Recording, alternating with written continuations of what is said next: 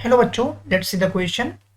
In the given figure, AB is parallel to CD. If angle ABO is 45, angle COD is 100, then find angle ODC.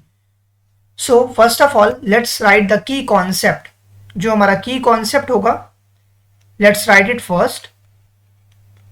The key concept. सबसे पहला key concept हम ये लिखेंगे क्या? For a parallel line, अगर AB CD के parallel है, then तो क्या होगा? अल्टरनेट एंगल्स एग्जिस्ट करेगी वहां पर.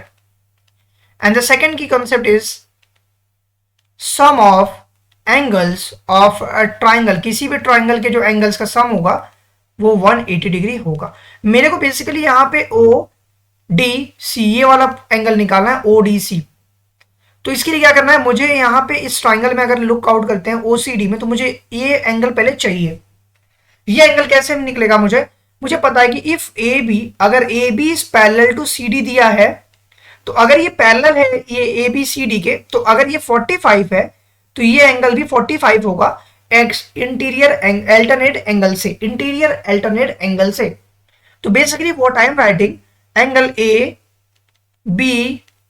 Angle ABO is equals to angle ABO. Means आप ये एंगल की बात कर रहे हो और एक जगह आप इस एंगल की बात करो, that is angle DCO.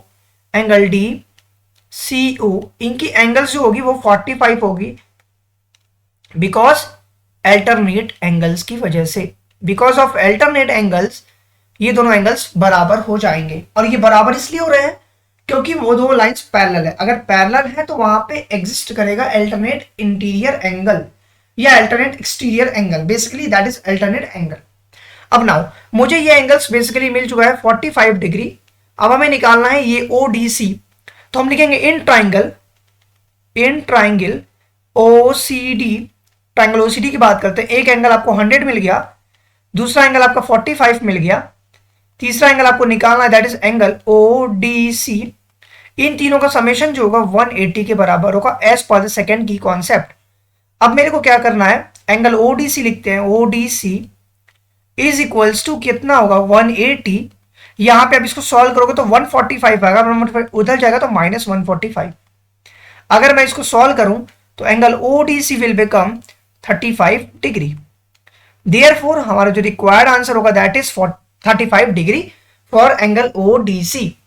I hope this is clear to you all. Thank you very much for watching this video.